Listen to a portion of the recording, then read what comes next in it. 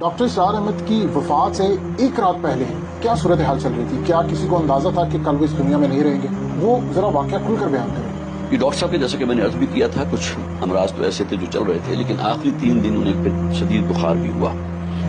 اور پھر یہ ہے کہ ایک اسہال کی سی کیفیت، پیٹ بہت خراب ہوا،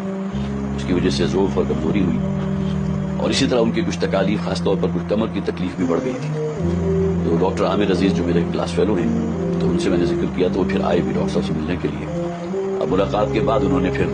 اگرچہ ان کے انتقال کے بعد مجھے کہا، یہ نہیں کہ اسی دن کہہ دیا ہو، لیکن بعد میں کہا تھا کہ اس دن جو میں ڈاکٹر صاحب سے ملا تھا تو میں بھی یہ سمجھ رہا تھا کہ یہ شاید ڈاکٹر صاحب کے بس 1-2 دن ہی باقی ہیں۔ اب کس بنیاد پر انہوں نے کہا، میں چونکہ اس موقع پر موجود نہیں تھا، لہٰذا کوئی باتیں شاید ڈاکٹر صاحب نے ایسی کی ہوں کہ جس سے ڈاکٹر عامر عزیز نے یہ اندازہ لگایا ہو کہ شاید یہ وہ آخری ایام جو ہیں، جسے کاؤنٹ ڈاؤن کہتے ہیں، وہ شاید شروع ہو چکا۔ لیکن یہ بہرحال آخری 3 دن جو ہے ان کے کچھ بیماری میں گزرے تھے، اور اس میں کچھ کیفیت بھی ان کی بے چینی کی رہی تھی، اور باقی یہ کہ جس رات ان کا انتقال ہوا ہے تو میں نے اگرچہ درمیان میں ایک آدھ دفعہ ان سے کہا بھی تھا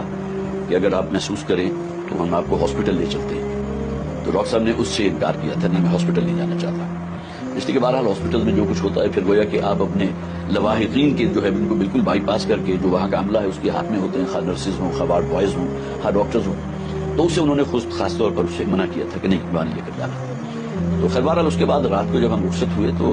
طبیعت ٹھیک تھی، اگرچہ کچھ بخار بھی تھا،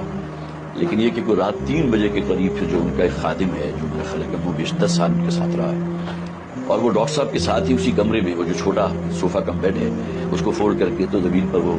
بچھا کے میٹرس وہاں سویا کرتا تھا، تو اس نے کوئی 3 بجے کے قریب مجھے فون کیا کہ ذرا آئیے ڈاکٹر صاحب، مجھے ٹھیک نہیں لگ رہی طبیعت۔ اب جب میں گیا تو کوئی کسی قسم کا وہ شور ہنگامہ بالکل نہیں تھا، تو میں نے کہا تمہیں کیسے پتہ چلا؟ تو ڈاکٹر صاحب تو شاید ابھی سو رہے ہیں، اس لیے کہ میں ابھی کچھ فاصلے پر تھا۔ تو اس نے کہا جی کہ ڈاکٹر صاحب کی کوئی خراٹوں کی جو آواز ہوتی ہے وہ کم سے کم 10-15 منٹ سے میں دیکھ رہا ہوں کہ وہ میں نہیں سن رہا۔ تو اس پر پھر میں ذرا تھوڑا سا چوکنا ہوا کہ کیا معاملہ ہے، تو میں چونکہ میڈیکل ڈاکٹر بھی ہوں تو میں نے پھر جب آگے بڑھ کر دیکھا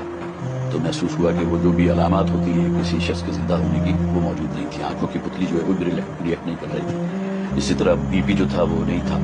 تو معلوم ہوتا ہے کہ اسی عالم نوم میں وہ جو سوئی ہوئی حالت ہی میں اللہ تعالیٰ نے فرشتہ جی کو بھیجا ہے اور اس نے اس روح کو فرشتہ کیا۔ تو کوئی کسی قسم کی تکلیف، کوئی ہنگامہ کہ فوراً بھاگو دوڑو ہاسپٹل کی طرف، بلاؤ 112 کو اور یہ کرو اور وہ کرو، اس کی کوئی نوبت نہیں۔